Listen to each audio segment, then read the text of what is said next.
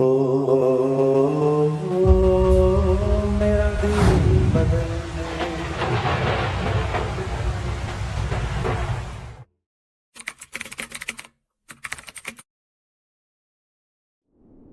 ان پہاڑوں نے نبیوں کو دیکھا، صحابہ کو دیکھا، اللہ کے بڑے محبوب مقرب بندوں کو دیکھا، بندیوں کو دیکھا۔ ذرا سے شک پر جیلوں میں ڈال دیتے ہیں، قتل کر دیتے ہیں۔ تاریخ بھری پڑی کہ وفاؤں بھری زندگی میں ذرا سا شک ہوا بادشاہوں کو سولیوں پہ لٹکا دیا۔ تاریخ مسلمانوں کی بھی غیر مسلموں کی بھی تاریخ بھری پڑی۔ تو بادشاہوں کا دستور یہ ہے جس کو جو نافرمانی کرتا ہے اسے دھکا دے دیتے ہیں، اسے اپنے سے دور کر دیتے ہیں۔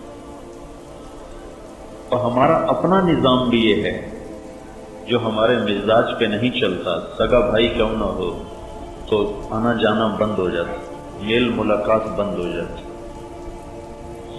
آگے بچوں کو بھی کہہ دیا جاتا ہے اس کے گھر نہیں جانا۔ یہ ہمارے ماحول کی چیزیں، میں کوئی نئی چیز نہیں بتا رہا ہوں۔ ایک واحد اللہ ہے جس نے 100 سال میری نافرمانیوں کو دیکھا، میرے گناہوں کو دیکھا، میری جرتوں کو دیکھا کہ میں نے اللہ کو کیسے کیسے للکارا، کیسے کیسے اندھیرے اجالے میں اپنی منہ کالے کیے، زبان گندی کی، آنکھوں کو گندا کیا، ہاتھوں کو گندا کیا، پاؤں کو غلط استعمال کیا، پیسے کو غلط استعمال کیا، روئیں روئیں کو داغدار کر دیا، تن ہم داغ داغ شد، گناہوں سے سارا تن داغ داغ ہوا۔ میں حیران ہوں، پھر اللہ نے ہمیں کیوں بلا لیا؟ تو تمہیں دھتکار دیتا، دفع ہو جاؤ، تم اس قابل ہی نہیں ہو کہ میرے دربار میں بلائے جاؤ، یہ کیوں بلا لیا؟ سگی اولاد کو دھتکار دیا جاتا ہے۔ روزانہ اخباروں میں آق نامے لکھے ہوتے ہیں، میں نے آق کر دیا، روزانہ اخبار بھرے پڑے تھے۔ اور پھر میں اس پہ حیران ہو رہا تھا کہ اللہ کو تو ہماری ضرورت بھی کوئی، یہ مینا کی وادی میں ایک بھی حاجی نہ آئے تو اللہ کے دربار میں اللہ کی شاہی میں کوئی کمی تو نہیں ہے، اور جتنے موجود ہیں اس سے 10 گنا 1000 گنا ہو جائیں تو اللہ کی بادشاہی میں زیادتی کوئی نہیں۔ اللہ کا حرم بھرا پڑا ہے طواف کرنے والوں سے، اس سے اللہ بڑا تو نہیں ہوگا، اور ایک بھی طواف کرنے والا باقی نہ بچے تو اس سے اللہ چھوٹا تو نہیں ہو جاتا۔ انا اغنى الشركاء عن الشرك واللہ الغنی وانتم الفقراء۔ میرے بندو، تمہارا رب بہت غنی ہے اور تم سارے فقیر ہو۔ پھر ایک حدیث میں اللہ تعالیٰ فرماتا ہے، میرے بندو تم انسان، جنات، زندہ مردہ، مرد عورت، بوڑھے جوان، چھوٹے بڑے، خشک تر، اگلے پچھلے، نئے پرانے، کوئی شک نہیں چھوڑی، تم سارے سجدے میں پڑ جاؤ تو میری بادشاہی میں ایک ذرہ کے برابر اضافہ نہیں ہوتا۔ ما زاد فی ملکی شیء۔ پھر دوسری جہت سے اللہ فرماتا ہے، تم سارے اگلے پچھلے، نئے پرانے، اول آخر، زندہ مردہ، بوڑھے جوان، مرد عورت، خشک و تر، سب میرے نافرمان بن جاؤ تو میری بادشاہی میں ذرہ برابر کمی نہیں آتی۔ جو اتنا بے نیاز ہو وہ نافرمانوں کو کیوں بلاتا ہے؟ کیا ظرف ہے میرے اللہ کا، کیا ظرف۔ عبیدی یبارزوننی فی العفاء، میرے بندے بڑے بڑے گناہ کر کے مجھے للکارتے ہیں۔ وَأَنَا أَكْلَهُمْ فِي مَضَاجِعِهِمْ كَأَنَّهُمْ لَمْ يَعْصُونِي، اور میں انہیں رات کو ایسی نیند سلاتا ہوں جیسے سارا دن انہوں نے میری کوئی نافرمانی کی ہی نہ ہو۔ تو بھائیو، سب سے پہلے تو ہم سب مرد عورت اللہ کا شکر ادا کریں. کہاں ہم اور کہاں یہ نکہت گل، نسیم صبح تیری مہربانی. کہاں مینا، یہ سامنے اللہ کے نبی کا خیمہ لگا ہوا ہے، یہ سامنے مسجد خیر، اور ادھر یہ رائٹ سائڈ ہے مسجد خیر، تو ادھر پتہ نہیں یہاں ابو بکر کا خیمہ لگا ہو، یہاں عثمان کا خیمہ لگا ہو. مہاجرین کے خیمے ادھر تھے، انصار کے خیمے ادھر تھے. مکے کی سائڈ انصار کے خیمے، مینا کی سائڈ مہاجرین کے خیمے. ہمیں اللہ نے کیوں بلایا؟ میں تو نس نس میں نافرمانی رچی ہوئی ہے. تو ہم تو اس قابل نہ تھے کہ اس یہاں آتے.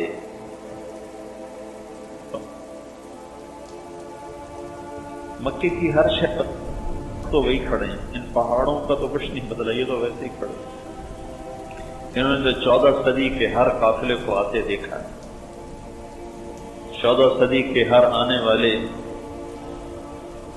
مسافروں کو، حجاج کو دیکھا ہے.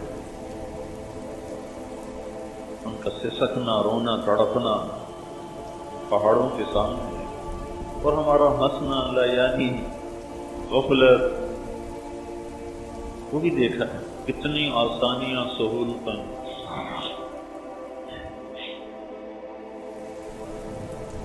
تو بھائیو، پہلا ہمیں اللہ کا شکر ادا کرنا چاہیے کہ اس نے ہمیں بلایا ہے. آدمی خود آ سکتا اپنی طاقت سے. میں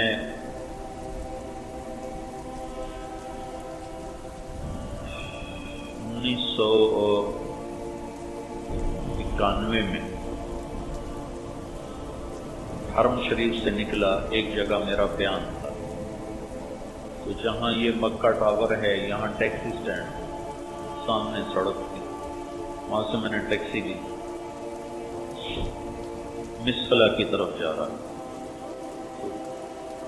عرب تھا گاڑی چلانے والا، جو سامنے سے حاجی گزرے اس کو موٹی گالی دے، بڑی غلیظ گالی دے.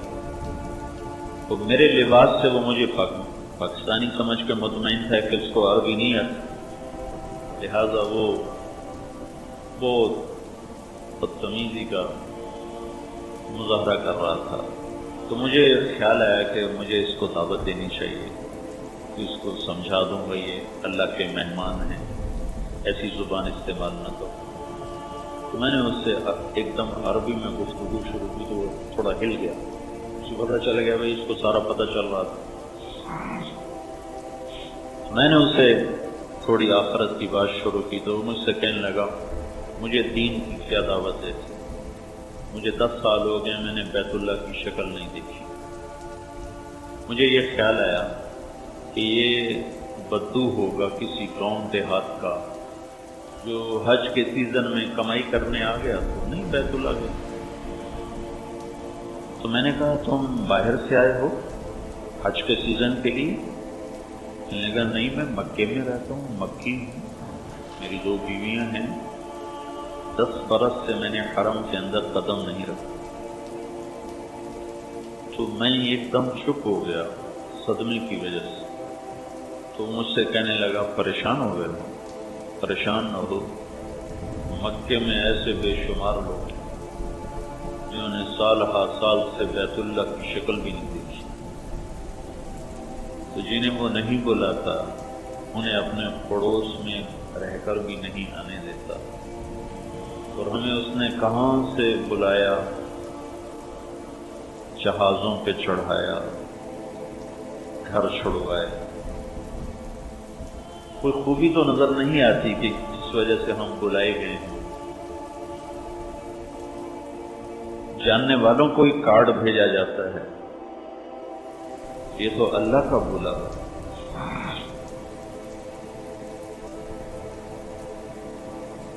تو بھائیو بہنوں، ہم سب پہ شکر واجب کہ یا اللہ تیرا شکر ہے تو نے ہمیں بلایا. میں نے گزشتہ رات بھی بات کی تھی، اس کو پھر دہراتا ہوں، ضروری ہے حج کا احرام باندھنے کے بعد اللہ 3 چیزوں کا مطالبہ کرتا ہے. فمن فرض فیہن الحج فلا رفث ولا فسوق ولا جدال فی الحج.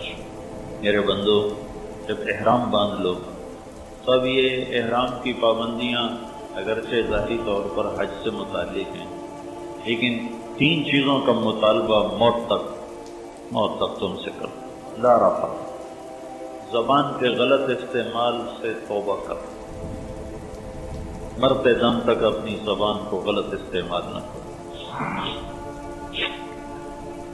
آپ نے حضرت معاذ بن جبل سے فرمایا، معاذ تمہیں سارے دین کا خلاصہ بتاؤں. سارے دین کا خلاصہ کہ جی کیا ہے؟ تو مجھے دیکھیں آپ نے ایسے کی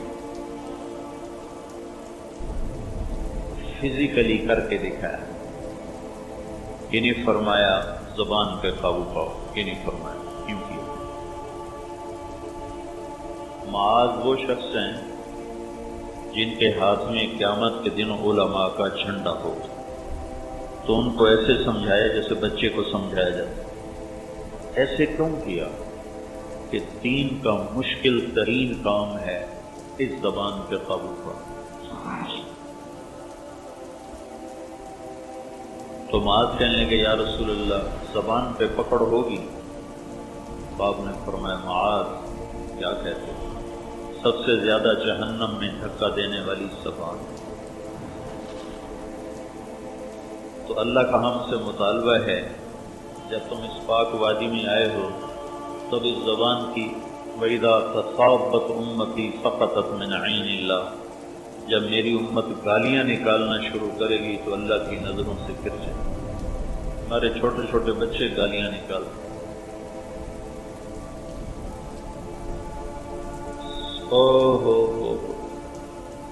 کوئی اگر بیت اللہ کو توڑنے جائے تو آپ لوگ کیا کرو؟ اس کی بوٹی بوٹی کر دو. بیت اللہ گرا رہا ہے. کسی مسلمان کو ماں بیٹی کی بہن کی گالی دینا یہ بیت اللہ کو توڑنے سے بڑا جرم کہ بیت اللہ پتھروں کی عمارت ہے اور مسلمان کا دل ایمان سے بھرا ہوا ہے جس میں اللہ ہے. موسیٰ علیہ السلام سے ان کی قوم نے پوچھا تیرے رب کا کوئی گھر ہے؟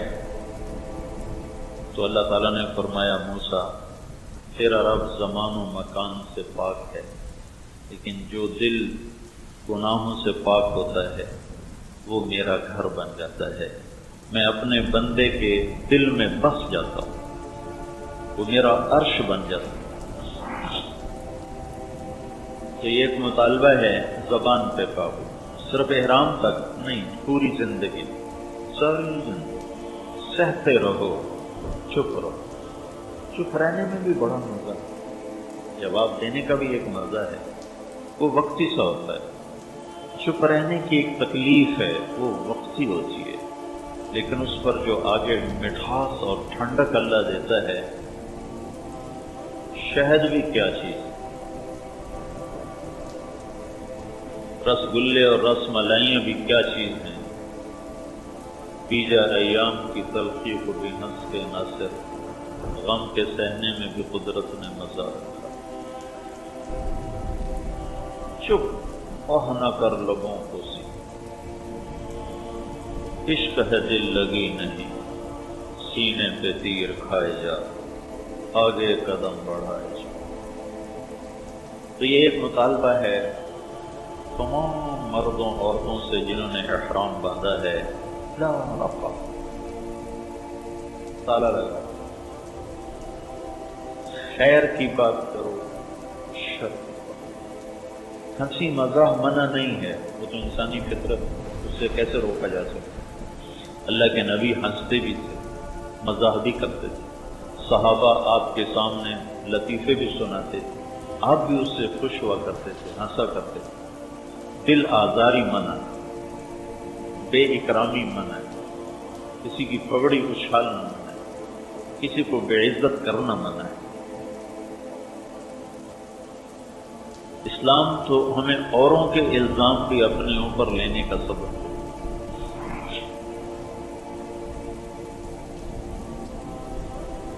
زبان پہ قابو، لا رفع۔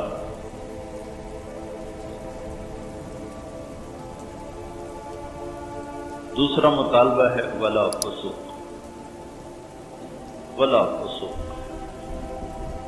تمہاری زندگی میں جتنے کبیرہ گناہ شامل ہیں انہیں نچوڑ دو، آج دھو دو، اپنی زندگی سے نکال دو۔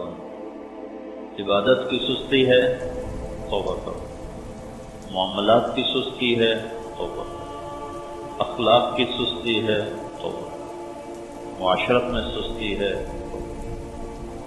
بندوں اور تمہارے درمیان معاملات خراب ہیں تو اس کو بھی ٹھیک کرو، تمہارے اور تمہارے رب کے درمیان معاملات خراب ہیں تو اس کو بھی ٹھیک کرو۔ خلوت و جلوت کو اللہ سے آباد کر دو، لا فسوق۔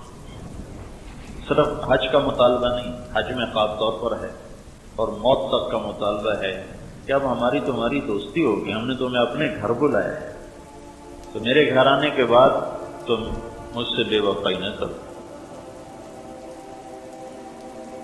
اور عاشقانہ انداز میں بلایا، اگرچہ ہمارے انداز عشق نہیں ہیں لیکن حج کا مطلوب اصل میں عشق ہی ہے، اس لیے ہمیں عاشقانہ لباس پہنا ہے۔ زیب و زینت عاشق نہیں کیا کرتے، عاشق جو ہوتے ہیں نا وہ زیب و زینت سے بیزار ہوتے۔ عاشق ہوں میں عشق کماں میں دل رکھیں وانگ پہاڑاں ہو، سہ سہ بدیاں ہزار غلامیں کر جانے باغ بہاراں ہو، منصور جے چپ سولی دتے جڑے واقف کل اسراراں ہو، سجدیوں سر چائیں نہ باہو تھوڑے کافر کہن ہزاراں ہو، عاشق سوئی حقیقی جڑا قتل معشوق دے مننے، سر نو جوڑے تے منہ نہ موڑے بھویں 100 تلواراں کھنے، سچا عشق حسین دا باہو سر دتے تیراز نہ بننے۔ یہ عاشقانہ انداز ہے۔ زیب و زینت بیوی کو بھی نہیں دیکھ سکتے، خوشبو کے غریب نہ، دیوانے بن، مستانے بن، ڈھونڈو اپنے رب کو پاگلوں کی طرح، تیرے کوچے اس بہانے مجھے دن سے رات کرنا، کبھی اس سے بات کرنا کبھی اس سے بات کرنا۔ یہ اللہ کو پا لینے کا سفر ہے۔ لا الہ الا اللہ کلمہ معرفت ہے، اللہ کی پہچان کلمے سے۔ نماز اس کلمے کو تعلق سے بدلتی، زکوٰۃ اس تعلق کو محبت سے بدلتی، روزہ اس محبت کو عشق سے بدلتی۔ تو اللہ کے نبی سے پوچھا گیا ای الحاج افضل، یا رسول اللہ سب سے اچھا حاجی کون ہے؟ کہ الشیخ الطفل، جس کے سر میں مٹی پڑی ہوئی ہو، بال بکھرے ہوئے ہوں اور جوئیں اس کے سر سے گر رہی، جوں مارنے کا بھی حکم نہیں، اگر جوئیں پڑ جائیں تو جوئیں مارنے کا حکم نہیں۔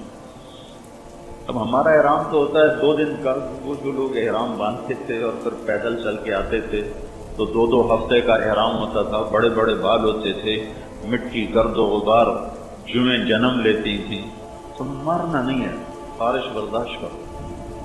شیخ الطفل جو بالکل دیوانہ ہو، مستانہ ہو، مجنونانہ ہو، وہ سب سے بہترین حاجی،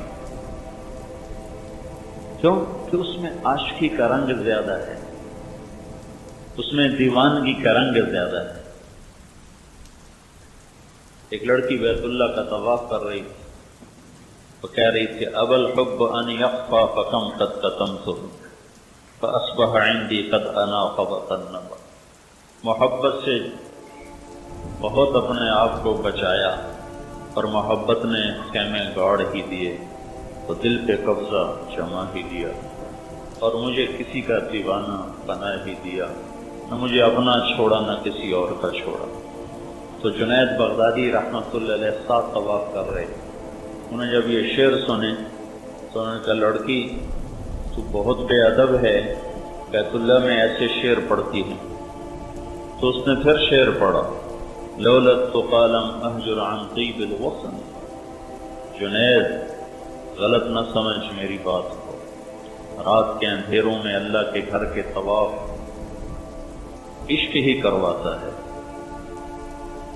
تجھے اتنا بھی نہیں پتا میں کس کے عشق میں کہہ رہی ہوں. تو جنید رحمت اللہ علیہ ذرا چھٹ کے سمجھے کہ یہ لڑکی تو کچھ اور ہے. پر اس لڑکی نے کہا جنید کس کا طواف کر رہے ہو؟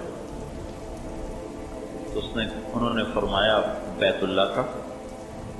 تو وہ ہنسنے لگی اور یوں آسمان کی طرف نگاہ اٹھائی اور کہنے لگی یا اللہ تیرے بھی بندے کیسے دیوانے ہیں، تجھے چھوڑ کر پتھروں کا طواف کر، تیری بجائے پتھروں کا طواف کر. تو جنید فرماتے ہیں میں غش کھا کے گر گیا اور پھر مجھے اندازہ ہوا کہ وہ کس مقام کی بچی تھی، میں اس کو غلط سمجھا تھا. تو حج کا سفر اصل تو اللہ کو ڈھونڈنے کا سفر. اب یہ حج ٹور والوں نے سہولتیں دینے کے چکر میں سارا حج لڑائی بنا دی. ہمیں یہ نہیں ملا، ہمیں وہ نہیں ملا، ہمیں یہ نہیں دیا گیا، ہمیں وہ نہیں دیا گیا. وہ اصل جو تصور تھا وہ ختم ہی ہوتے رہے. کھانا ایسا تھا، بس ایسی خراب تھی، جگہ اتنی تنگ تھی، ہوٹل اچھا نہیں تھا. تو جس رب نے بلایا تھا کہ تیرا میرا کچھ تعلق ہو جائے تو محوی ہو گیا، بھول نہیں ہوگی.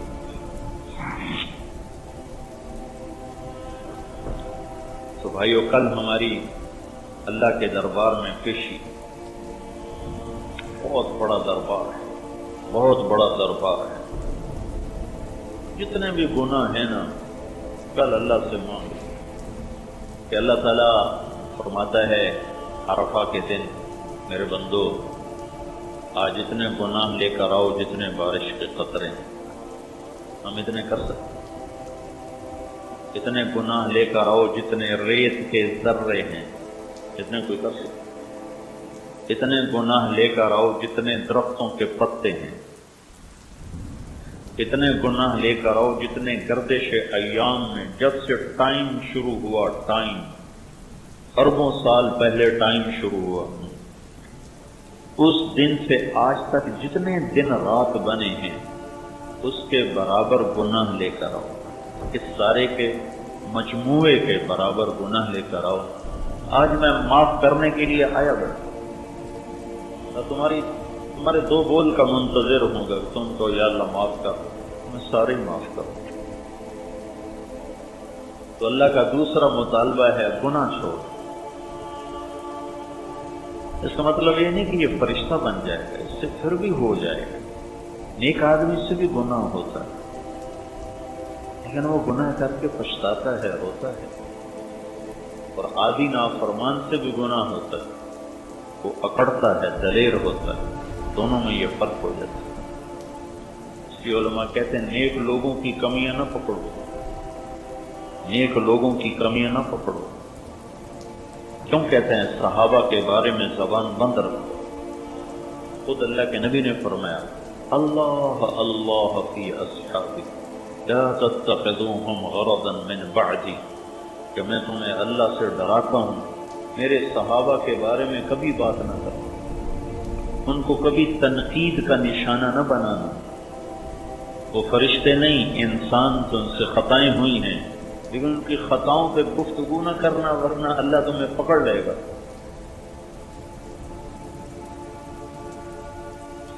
نیک لوگوں کی بات ہے. بدکار کی کمی کو دیکھ کر بھی اسے حقیر نہ سمجھو کہ پتہ نہیں کب توبہ کی توفیق نصیب ہو جائے، کب بخشا جائے. یہی جنید جمشید کو ایک دفعہ مجھے یاد نہیں میں کہاں بیٹھا تھا، تو سامنے ٹی وی چل رہا تھا، میں اس کو جانتا نہیں تھا. تو یہ وہ ٹی وی پر یہ آ رہا تھا، یہ ناچ رہا تھا، تو اس کے گرد لڑکیاں ناچ رہی تھیں. تو میرے دل میں آیا کہ اس کو تو ہدایت مل ہی نہیں سکتی. یہ میرے دل میں آیا کہ اس کو تو ہدایت مل ہی نہیں سکتی. اور اللہ تعالیٰ نے اسی سال میرا اس کا ٹاکرا کروا دیا. بدگمانی تو حرام ہے اور کسی مسلمان کو اس کے گناہ کی وجہ سے حقیر سمجھنا حرام ہے. پتہ نہیں کب توبہ کر سکتا، نہیں توبہ کرتا، پتہ نہیں کون سی بات اللہ پسند کر کے اس کی بخشش کر دے تو میں پکڑا جاؤں کہ تو میرے بندے کو حقیر کیوں سمجھتا. تو دوسرا مطالبہ ہے اللہ تعالیٰ کا، گناہ چھوڑ، ہو جائے گا توبہ کرو، جب ہو توبہ کرو، توبہ کی کوئی حد نہیں. اور سبحان اللہ کے نبی کا فرمان ہے اگر تم سارے نیک بن جاؤ، کوئی گناہ گار نہ ہو، تو اللہ تم سب کو موت دے کے جنت میں پہنچا دے اور ایک قوم پیدا کرے جو گناہ کرے گی، پھر اپنے گناہوں پہ بیٹھ کے آنسو بہائے گی کہ یا اللہ معافی دے، پھر اللہ ان کو خوش ہو کے معاف کرے گا. اللہ کو معاف کرنا اتنا پسند. تو یہ دوسرا مطالبہ ہے، گناہ نہیں، ہو جائے معاف، یا اللہ توبہ، یا اللہ توبہ. تیسرا مطالبہ کیا ہے؟ ولا جدال، ولا جدال، جھگڑا نہیں کرنا، لڑائی نہیں کرنا. ساری زندگی کے لیے دستبردار ہونا سیکھو اور اللہ کے خزانوں میں جمع کرتے جاؤ، کرتے جاؤ، کرتے جاؤ. افرغ من کنزک عندی لا غرق ولا حرق ولا سرق. میرے بندے اپنا خزانہ میرے پاس جمع کرا دے. میرا بینک نہ ڈوبتا ہے، دنیا کے بینک تو ڈوب جاتے. میرا بینک نہ لٹتا ہے، دنیا کے بینکوں پہ تو ڈاکے پڑتے. میرا بینک نہ جلتا ہے، دنیا کے بینکوں میں تو آگ بھی لگ جاتی. اوفی کہو احوج ما تکون الیہ. جس دن تو سب سے زیادہ محتاج ہوگا میں تیرا سرمایہ کروڑوں گنا زیادہ کر کے تجھے واپس کرتا. جھگڑا نہیں کرنا، لڑائی نہیں کرنا، سہ جانا ہے، پی جانا ہے. یہ تین مطالبے ہیں اللہ کے. ایک خوشخبری ہے چپ رہ جانے والی، اپنا حق چھوڑ دینے والی. آپ نے مدینے والوں سے فرمایا میرے بعد تمہیں تمہارا حق نہیں ملے گا، تم کیا کرو؟ تو نے ایسے یا رسول اللہ ہم تلوار اٹھائیں گے اور اپنا حق وصول کریں گے. تو آپ نے فرمایا میں تمہیں اس سے بہتر چیز بتاؤں کیا؟ جی کیا؟ کہ تم صبر کرنا اور حوض کوثر پہ آ کر مجھ سے ملاقات کر لینا، میں ساری کمیاں تمہیں اللہ سے پوری کروا کے دے دوں، سارے حق میں دلوا دوں. خوشخبری صرف مدینے والوں کے لیے نہیں ہے، ہر اس بندے بندی کے لیے ہے جو اللہ کی رضا کی خاطر جھگڑا چھوڑ دیتا ہے اور حق سے دستبردار ہو جاتا ہے.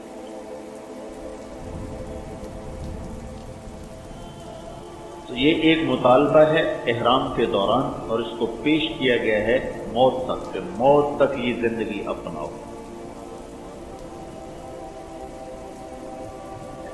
تو بھائی سارے ہم اس کی نیت کریں. نیت کرتے ہیں نا سارے بھائی. عرفات میں جو جا رہے ہیں اس کے پیچھے ایک مطالبہ ہے. کل جو عرفات کی حاضری ہے،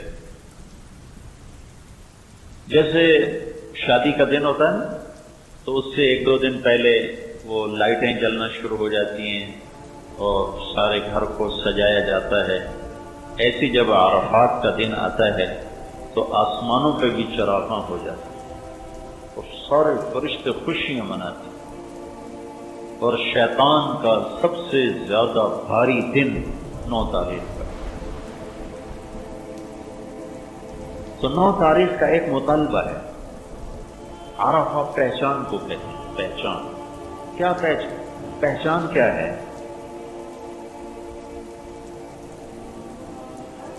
آدم علیہ السلام کو اللہ نے آسمان سے اتار کے سری لنکا پہنچایا اور حوا کو شام میں پہنچایا. جیسے مردوں میں یوسف علیہ السلام سب سے حسین ہے، عورتوں میں حوا اللہ نے سب سے حسین بنا. ان جیسا حسن دنیا میں کسی عورت کو نہیں ملا قیامت تک. 40 سال میاں بیوی چلتے رہے روتے رہے، چلتے رہے روتے رہے۔ 40 برس کے بعد چلتے چلتے جبل رحمت کے قریب ایک طرف سے آدم علیہ السلام چل کے آ رہے تھے اور دوسری طرف سے اماں جان چل کے آ رہی تھیں، اور دونوں کا ٹھاکرا اور آمنا سامنا عرف اس میدان میں ہوا، پہچان کا میدان، عرفات پہچاننے کا میدان۔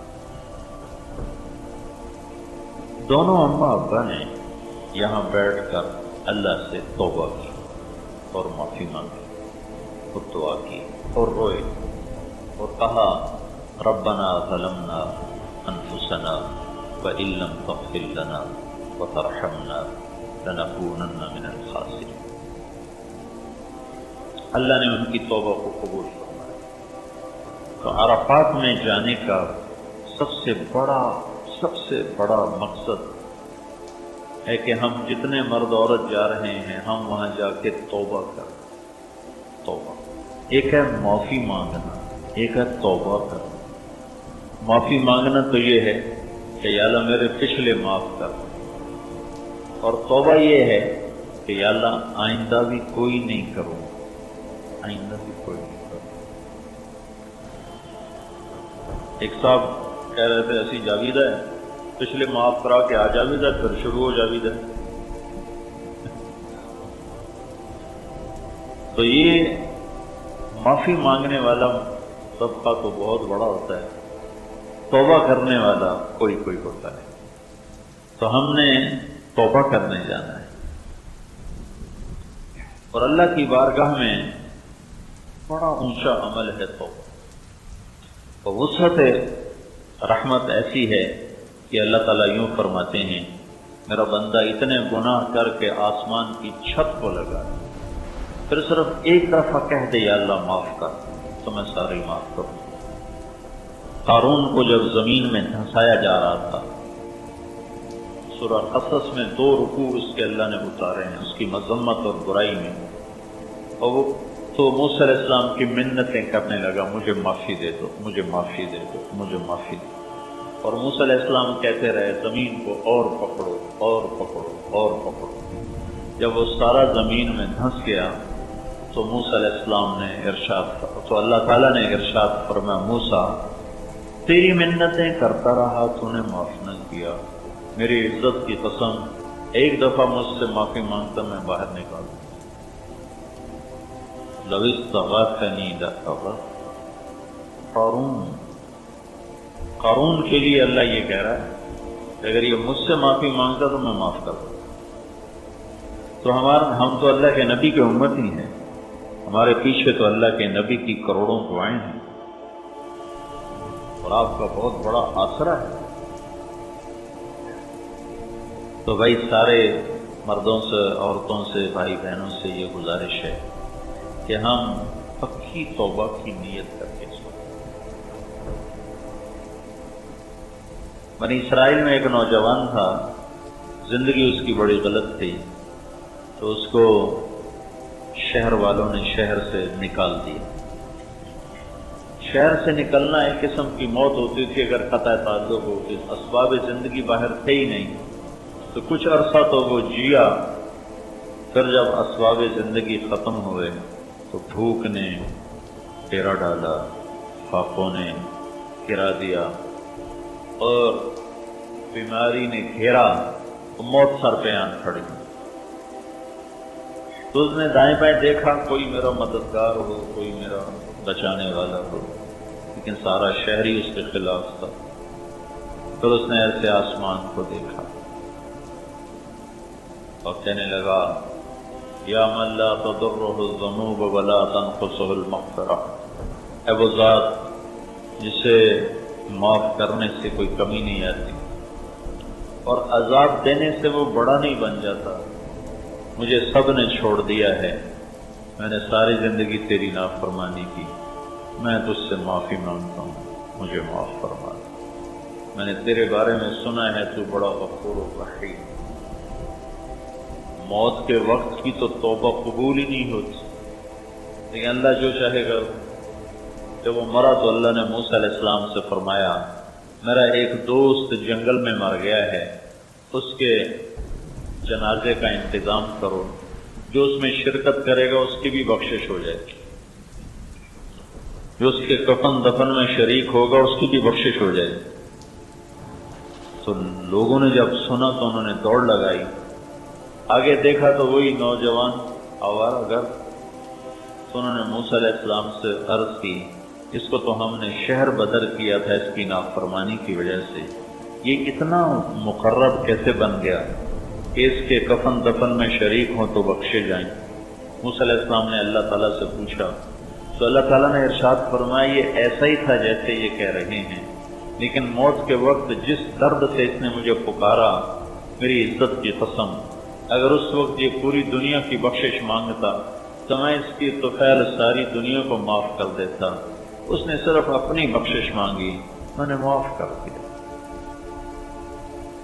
تو بھائی سب سے گزارش ہے کہ حج کی بہت بڑی چیز ہے، اور حج کا بہت سر فہرست مطالبہ ہے کہ ہم عرفہ میں توبہ کے لیے جا رہے ہیں۔ تو سارا مجمع توبہ کی نیت ہے۔ توبہ کیا ہے؟ جو پچھلے گناہ کیے یا اللہ وہ معاف کر، جو آئندہ زندگی اس میں نہیں کروں، سب معاف ہو۔ ہاں کسی کا حق دبایا ہوا ہے وہ گناہ معاف ہو گیا، حق معاف نہیں ہوا وہ واپس کرنا ہوگا۔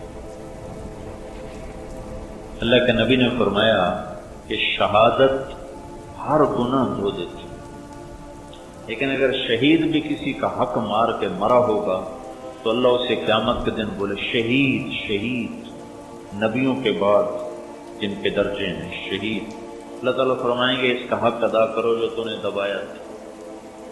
وہ کہے گا یا اللہ وہ تو لاہور میں تھا، کراچی میں تھا، پشاور میں تھا، پنڈی میں تھا، یہاں تو نہیں۔ تو اللہ تعالیٰ فرمائیں گے میں نے وہ منگوا لیا ہے، ادا کرو۔ کہا جی کدھر ہے؟ جاؤ فرشتوں سے اللہ کہے گا اس کو جہنم میں لے جاؤ۔ تو جہنم کے 7 حصے ہیں، جہنم، حطمہ، لظہ، سعیر، سقر، جحیم، حاویہ۔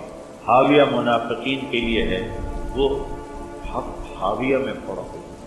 شہید جہنم کے سارے حصوں سے گزرتا ہوا حاویہ میں آئے گا اور اسے اٹھا کر اوپر جائے گا، جب کنارے پر آئے گا تو اللہ دھکا دے گا اور پھر نیچے گرے گا۔ یہ شہید کے ساتھ معاملہ ہے۔ تو عام آدمی اگر کسی کا حق مار کے مر گیا تو کدھر جائے گا؟ کہاں سے نجات پائے گا؟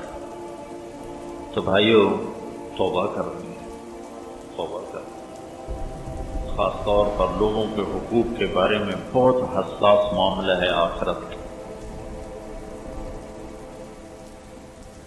دوسری چیز اس مینا کی وادی سے متعلق ہے، یہاں جو ہم احرام باندھ کے بیٹھے ہوئے ہیں، کفن میں ہیں، یہاں ایک بہت بڑی داستان بکھری پڑی ہے مینا کی وادیوں میں، پہاڑوں میں، چوٹیوں پر۔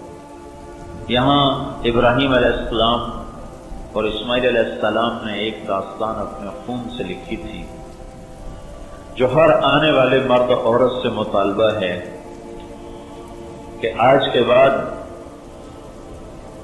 بعد اپنے جذبوں سے زندہ نہ رہو، ابراہیمی جذبوں سے زندہ رہو کہ یا اللہ تجھ پر ہر شے قربان، ہر شے تیری، تجھ پر قربان۔ یہ جذبہ اللہ مانگتا، جذبات کی قربانی، احساسات کی قربانی اور اپنے مال و متاع کی قربانی۔ 84 سال عمر تھی ابراہیم علیہ السلام کی جب اللہ نے بیٹا دیا، 84 برس کی عمر۔ 60-65 سال گزر گئے، دعا مانگتے یا اللہ بیٹا دے، یا اللہ بیٹا دے، یا اللہ بیٹا دے۔ اور فلسطین سرسبز زیتون، امرود، انگور کے باغات میں اللہ تعالیٰ نے رکھا ہوا ہے، بیٹا ملا۔ 2 ہفتے نہیں گزرے تھے کہ اللہ نے کہا نظروں سے دور کرو۔ کہاں لے جاؤں یا اللہ؟ کہا جہاں ہم کہیں۔ کہ مجھے کیا پتہ تو کہاں کہے گا؟ تو اللہ تعالیٰ نے فرمایا جبریل تمہاری راہبری کرے. تو جبریل انسانی شکل میں ایک اونٹ پر سوار ہو کر اور سارا، ہاجرہ اور اسماعیل اور ابراہیم علیہ السلام یہ دوسرے اونٹ پر ساتھ چلے اور جبریل آپ کو لے کر مکہ پہنچے. چاروں طرف کالے پہاڑ، جبل ابی قبیس، صفا، مروہ، جبل عمر، جو اب جبل میں پتہ نہیں اس کو کیا نام تھا. تو یہ چاروں پہاڑوں کے اندر بیت اللہ ایک ٹیلا تھا. جب یہاں پہنچے تو جبریل نے کہا یہاں اپنی بیوی اور بچے کو چھوڑ کے آؤ، واپس چلے جاؤ. تو ابراہیم علیہ السلام جیسی ہستی جنہوں نے آگ میں گرتے ہوئے اف نہ کی، جب یہ بات سنی تو ان کو ایک دم حیران ہو کر فرمایا یہاں کیسے چھوڑ دو، یہاں تو نہ پانی نہ سایہ. تو جبریل نے کہا آپ کے اللہ کی یہی منشا ہے، یہاں چھوڑ دو.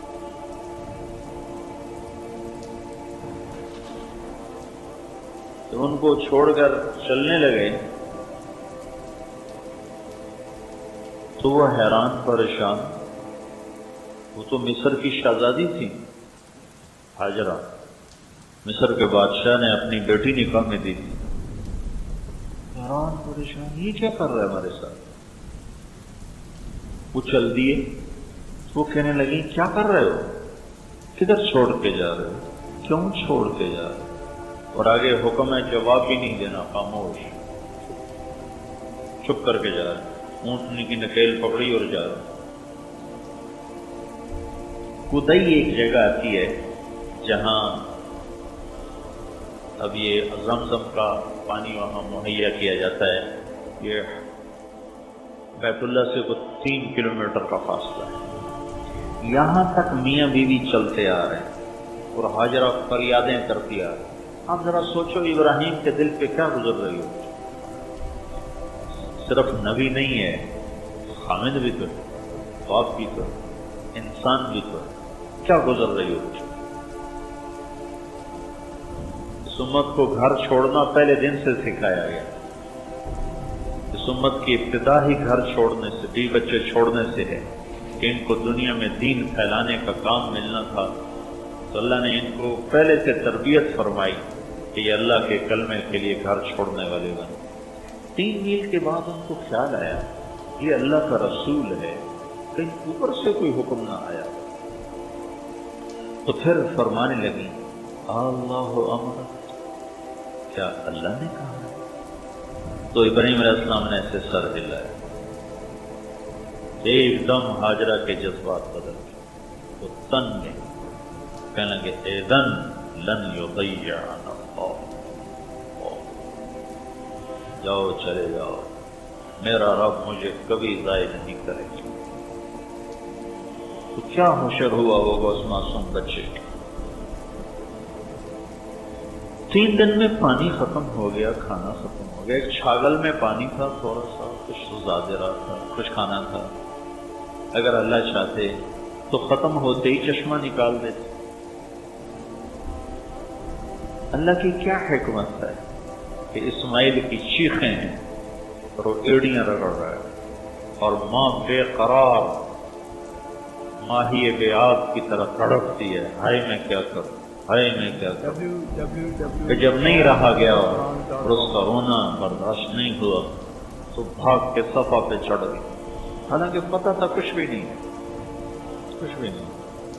دیکھا دور دور تک کوئی امید و آس. کہ نیچے اترے کہ جہاں دوڑتے ہیں وہ وادی تھی، وہاں بچہ نظروں سے اوجھل ہو گیا تو وہاں دوڑ لگائی تاکہ بچے کو جلدی سے دیکھ سکوں. جب بچہ نظر آنے لگا تو پھر آہستہ ہو گیا، پھر مروہ پہ چڑھے، پھر صفا پہ. میں شکر ادا کرتا ہوں کہ اماں 7 چکروں میں ہی تھک گئی. اگر وہ 14 لگا لیتی تو ہمارا کیا، 3.5 یا 7 سے بس ہو جانے. 7 چکروں کے بعد وہ گر گئی. وہ جی نہ چاہا کہ بچے کو کے پاس جاؤں، میں گر گئی تو اس ناامیدی میں کہ میں یہاں مر جاؤں وہ وہاں مر جائے، میں بچے کو مرتا دیکھ نہیں سکتا، تو بڑی یاس بھری نظروں سے بچے کی طرف دیکھا تو اللہ کا غیبی نظام حرکت میں آ چکا تھا۔ جبریل پہنچے ہوئے تھے انسانی شکل، تو نے دیکھا ایک آدمی میرے بیٹے کے پاس ہے، تو پھر جیسے بجھتی شمع بھڑکتی ہے ایک دم اٹھی اور بھاگی، قریب آ کر دیکھا تو آدمی غائب اور بچے کی ایڑیوں سے پانی نکلا، ابل رہا۔ اب تو بڑے سائنسی ٹیکنالوجی بہت چیزیں ایجاد ہو گئی، تو مجھے یہ زمزم کے کنویں پر جو انجینئر تھے انہوں نے مجھے بتایا کہ اس کے سورس کو معلوم کرنے کی کوشش کی گئی، جیولوجسٹ بلائے ساری دنیا سے، طائف تک زمین کو چھانا کہ شاید یہ زمزم کا پانی یہ کنیکٹ ہے کسی پانی کے ذخیرے سے اور وہاں سے پانی آتا ہے، لیکن کہیں بھی اس کا کوئی کنیکشن کوئی نہیں۔ جو ہی موٹر چلتی ہے تو جھرنوں سے پانی نکلنا شروع ہو جاتا ہے، اور جو ہی موٹر بند ہوتی ہے تو وہ پانی بند ہوتا ہے۔ 5-6 جھرنے ہیں نیچے، سوراخ ہیں، ان سوراخوں سے جب موٹر چلاتے ہیں تو پانی نکلنا شروع ہو جاتا ہے، جب موٹر بند کرتے ہیں تو وہ بند ہو جاتا ہے اپنے آپ آٹومیٹک۔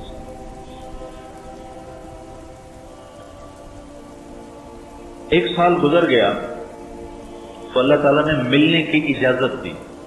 اب ملنے کی اجازت بھی سنو کیسی اجازت، پورا سال جو حضرت ہاجرہ نے دن گنے، گھڑیاں گنی، کب آئے گا کب آئے گا، نہ ہی آتا تو اچھا تھا، آیا تو کس حال کا آیا کہ جب سواری کو بٹھایا اور ہاجرہ لپک کے گئیں اور اندر آنے کو عرض کیا تو فرمایا ہاجرہ اترنے کا حکم نہیں، وہ ہو بس سواری پر بیٹھے بیٹھے ملنا، اترنے کا حکم نہیں۔ تو ہاجرہ کے صبر کے آنسو چھلک پڑے کہ اچھا میں اللہ کے امر پر راضی ہوں، مجھے اجازت ہے آپ کا منہ ہاتھ دھو دوں، آپ مٹی مٹی آپ کے پاؤں دھو دوں، سر دھو دوں، اجازت کہاں اجازت؟ اونٹنی پر بیٹھے بیٹھے بیوی نے خامد کی خدمت کی۔ عورت کی سب سے بڑی متاع خامد ہوتی، اور خامد ابراہیم جیسا ہو تو اس کی جدائی کیسی ہوگی؟ بچے کو گود میں لیا، بوسہ دیا، اور جب وہ بھاگنے لگا، دوڑنے لگا، اچھلنے لگا تو حکم ہو گیا جاؤ اور جا کے ذبح کر۔ یا آئے تھے ایک دفعہ ملنے، یا اب آ رہے ہیں ذبح کر۔ کس عمر میں؟ 94 سال کی عمر، 92 سے 94 سال کی عمر تھی۔ 92 سال کا بندہ تو مرغی نہیں ذبح کر سکتا، اسے کہا جا رہا جا کے بچے کو ذبح کر۔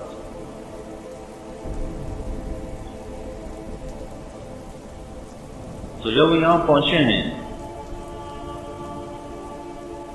تو حاجرہ سے کہا بچے کو تیار کر دو، میں اسے سیر کرانے جا رہا ہوں۔ تو اسماعیل بھی بڑے اچھل رہے کہ آج میرا ابا مجھے سیر کرانے لے جا رہا ہے، میں ابا کے ساتھ سیر کرنے جا رہا ہوں۔ اور چھری انہوں نے چھپائی ہوئی ہے، لے کر نکلے ہیں تو پیچھے شیطان آ گیا حاجرہ کے پاس۔ تجھے خبر ہے کہاں لے کے گیا ہے؟ سیر کرانے کا نہیں، ذبح کرنے جا رہا ہے۔ تو انہوں نے فرمایا وہ اللہ کا نبی ہے، وہ ایسا نہیں کر سکتا۔ تو شیطان نے کہا اللہ نے تو کہا ہے کہ ذبح کرو۔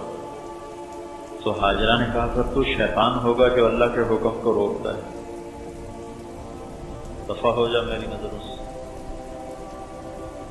تو ابراہیم علیہ السلام پتہ نہیں کہاں سے چلے، اس طرف سے مینا میں داخل ہوئے۔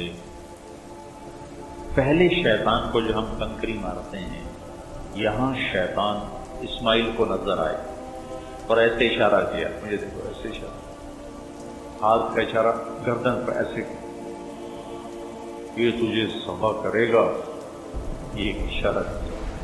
تو انہوں نے اپنے ابا کو بتایا کہ ایک آدمی مجھے ایسے ایسے کر رہا ہے.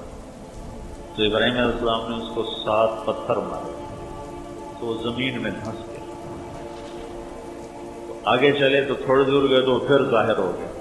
پھر اسماعیل کو ایسے ایسے کیا.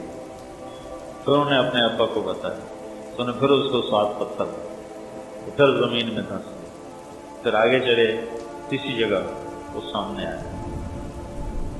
پھر انہوں نے کہا ابا مجھے ایسے کر رہا ہے. تو انہوں نے پھر پتھر مارے تو پھر نہیں آیا.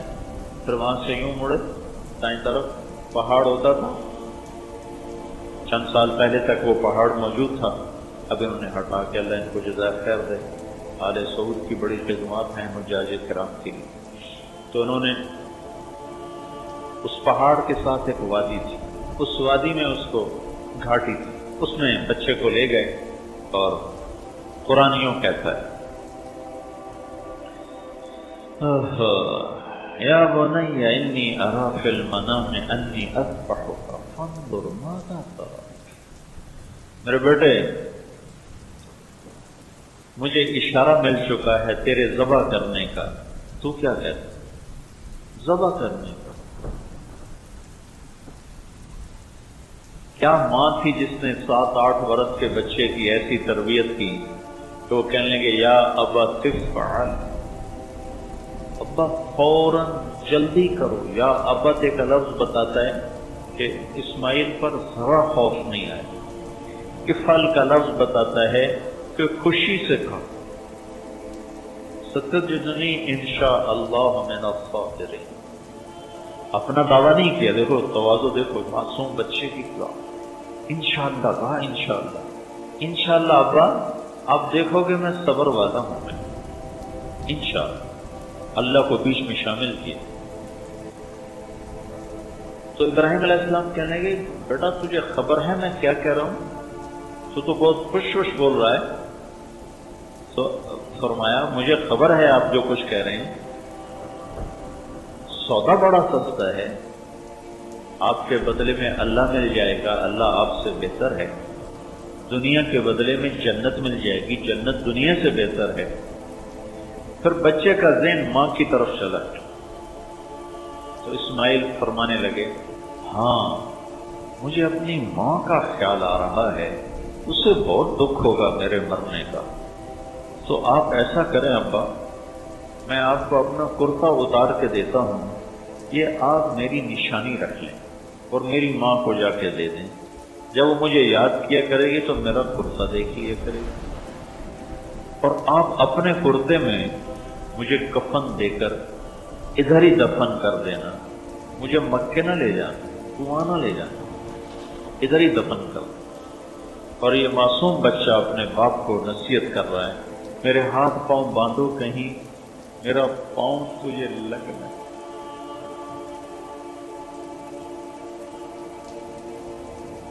اور مجھے الٹا لٹا دو کہ آنکھوں سے آنکھیں چار نہ ہوں, تیرا ہاتھ کانپ نہ جائے. اور آنکھوں پہ پٹی باندھ لو تاکہ تیرا دل مضبوط رہے تو گھبرا نہ جائے. کہ ایک معصوم بچہ 94 برس کے کوڑے کو نصیحت کر رہا ہے. بیٹے کی ٹانگیں باندھی جا رہی ہوں ذبح کرنے کے لیے. بکرے کی ٹانگیں تو باندھی جاتی ہیں, گائے بھینس اونٹ کی ٹانگیں تو باندھی جاتی ہیں. معصوم بچے کی ٹانگیں ہاتھ باندھے جا رہے ہیں ذبح کرنے کے لیے. تو اس باندھنے والے کے جی پہ کیا گزر رہی ہوگی. اور ان کو لٹایا. میں نے جیسے پہلے کہا ہے 94 برس کا بوڑھا تو مرغی نہیں ذبح کر سکتا. تو بچہ ذبح کرنا پڑ جائے تو اپنا گھٹنا ان کے کمر پہ رکھا اور ان کے سر کے بال پکڑے اور یوں اس کو اٹھایا, سر کو اٹھایا تاکہ نیچے سے چھری چلا سکے. ایسے سر کو اٹھایا اور یوں کیا منظر ہوگا. یوں آسمان کی طرف دیکھا اور کہا یا اللہ تو مجھ سے ناراض ہو گیا. تو کیا سمجھتا ہے کہ اسماعیل کی محبت میرے دل میں تجھ سے زیادہ ہے؟ نہیں نہیں، بالکل نہیں۔ تو دیکھ میں تیرے نام پہ اسے ذبح کر رہا ہوں، اور اگر کوئی میرا تو امتحان لینا چاہتا ہے، میں تیرے امتحان کے قابل نہیں ہوں، مجھے معاف کر۔ یہ ایسی فریاد تھی کہ ساتوں آسمان کے فرشتوں میں چیخ و پکار مچ گئی، اور چھری کو چلا دیا۔ اللہ اکبر!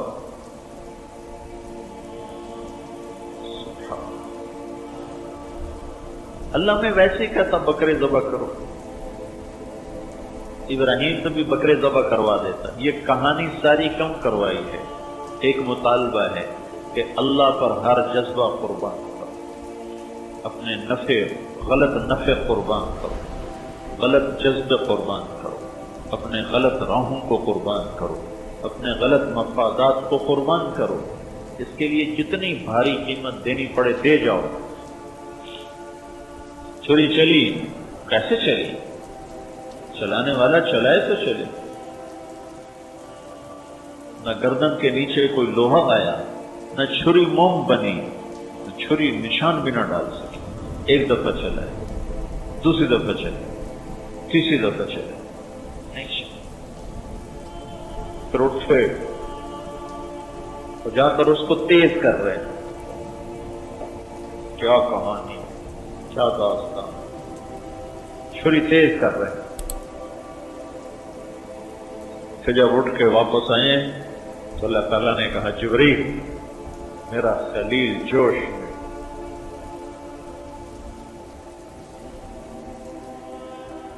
فوری پہنچو، اب میرا خلیل جوش میں، فوری پہنچو۔ تو 1 سیکنڈ کے 1000 کروڑ میں کھرب میں حصے میں جنت سے چھترا لیا،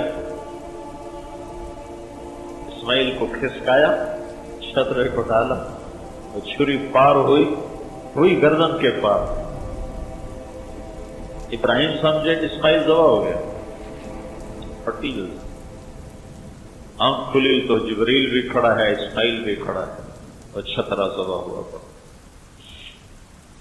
اللہ کے نبی قربانی میں چھترا ذبح کیا کرتے تھے، ساری زندگی آپ 2 چھترے ذبح کیا کرتے تھے، ایک اپنی قربانی کا اور ایک امت کی طرف سے آپ ذبح کیا کرتے تھے۔ ویسے تو گائے، اونٹ، بیل، بکرا، بکری، چھترا، دمبا، بھیڑ سب چلتا ہے، لیکن اللہ کے محبوب ہمیشہ قربانی 2 چھتروں کی کیا کرتے تھے، اپنی طرف سے، بیویوں کی الگ ہوتی تھی۔ وہ سنت ابراہیمی کی یاد ہے، ہاں، چھترا لایا گیا۔ تو ہم سب سے اللہ کا مطالبہ ہے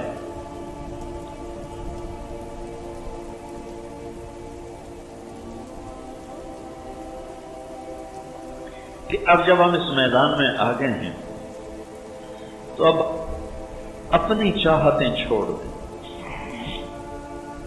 اللہ کے اور اللہ کے محبوب کی پسندیدہ زندگی اور چاہتوں پر اپنی چاہتیں قربان کرتے جائیں، قربان کرتے جائیں، قربان کرتے جائیں۔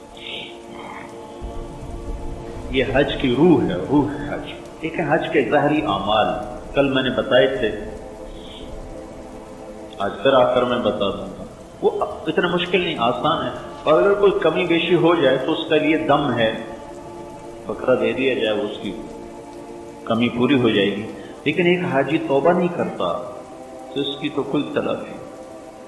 ایک حاجی مینا میں آ کر اپنے جذبے نہیں بدلتا تو اس کی کوئی تلافی۔ جذبے بدل، دنیا کے لیے نہیں جینا، اللہ کے لیے جینا، بیوی بچوں کے لیے نہیں جینا، اللہ کے لیے جینا، اپنی ذات کے لیے نہیں جینا، اللہ کے لیے جینا۔ اللہ کو پانے کا سفر ہے زندگی، اللہ کو ڈھونڈنے کا سفر ہے زندگی، اللہ تک مل جانے کا سفر ہے زندگی، باقی تو راستے کی چیزیں۔ عبد الرحمن الناصر اسپین پہ 50 برس حکومت کی، کہنے لگا ایک دفعہ اپنی زندگی کے خوشی کے دن گنے تو 50 سال میں صرف 14 دن خوشی کے گزرے۔ اللہ کو چھوڑ کر جس چیز کو بھی لوگ موضوع بنائیں گے تو دکھوں کا شکار ہو جائے۔ تیسری چیز ہمیں حج کی، جو روح حج میں سے جو تیسری چیز ہے وہ اللہ کے محبوب کی طرف سے ہمیں ملی ہے۔ اللہ کے رسول صلی اللہ تعالی علیہ وسلم نے آخری حج کیا، میں نے تھوڑا سا رات بتایا تھا۔ جب آپ مدینہ سے چلے تو آپ کے ساتھ 12,000 کا مجمع تھا۔ جب آپ مینا میں پہنچے ہیں تو یہ مجمع 1 لاکھ سے بڑھ چکا تھا، اور جب آپ عرفات میں پہنچے ہیں تو یہ کوئی 1.25 لاکھ کے قریب یہ مجمع ہو چکا تھا۔ اس مجمع کو لے کر آپ عرفہ میں پہنچے ہیں، پھر وہاں سے آپ 10 تاریخ کو واپس آئے ہیں۔ اسی بڑے شیطان کے پاس آپ نے کنکر مارے ہیں، پھر 9 تاریخ کے خطبے کو دہرایا ہے، کل انشاءاللہ وہ پیش کروں گا میں۔ اس میں ایک جملے کا اضافہ کیا ہے، فَلْيُبَلِّغِ الشَّاهِدُ الْغَائِبُ، میرا پیغام آگے پہنچایا جائے، میرا پیغام آگے پہنچایا جائے۔ تو حج کی تیسری ذمہ داری جو ہمیں ملتی ہے وہ دعوت کا کام ہے، وہ تبلیغ کا کام ہے۔ یہ اللہ کا احسان ہے کہ اس نے ہمارے خطے کے میں اس کو مرکزیت عطا فرمائی۔ بر صغیر کو اللہ تعالیٰ نے چن لیا، ساری دنیا کے انسانوں تک یہاں سے لوگ پہنچ رہے ہیں، اور دنیا سے لوگ یہاں آ کر اس محنت کو سیکھ رہے ہیں۔ اور ان صحابہ اور تابعین تبع تابعین پہلے 300 سال کو چھوڑ کر پچھلے 1100 سال میں ایسی محنت وجود میں نہیں آئی، اور ایسا مؤثر اور ایسا پر اثر کام پچھلے 11 صدی میں نہیں۔ 3 صدی کو تو کوئی مل نہیں سکتا، تو اللہ کے نبی کی شہادت، لیکن پچھلی 11 صدیوں میں امت کو جتنا نفع پہنچا ہے اس دعوت کی محنت سے، وہ ایک فقید المثال چیز اور ایک عجائب غرائب قدرت میں سے۔ تو بھائیو، تیسری چیز جو ہمیں ملتی ہے حج کی نسبت سے وہ دعوت الی اللہ ہے۔ اس کو آپ تبلیغی جماعت کی طرف منسوب مت کریں۔ میرا نبی براہ راست کہہ رہا فَلْيُبَلِّغِ الشَّاهِدُ الْغَائِبُ، میرا پیغام جو مینا میں حاضر ہو جائے، الف لام کے ساتھ، کہ قیامت تک جتنے لوگ مینا میں آئیں گے وہ میرا پیغام آگے پہنچائیں۔ تو اس کو واپس جا کر مینج کریں کہ کچھ وقت ہم اس دعوت کے مبارک کام کے لیے نکالیں۔ اپنے دنیا کے کاموں کو تو ہم وقت دے ہی رہے ہیں، اس میں داخل کریں، اضافہ کریں اس مبارک محنت کا، اس مبارک کام کا، جس سے اوروں تک دین پہنچے، اوروں تک کلمہ پہنچے۔ پوری امت کا اجتماعی جرم ہے کہ ہم 6 بر اعظم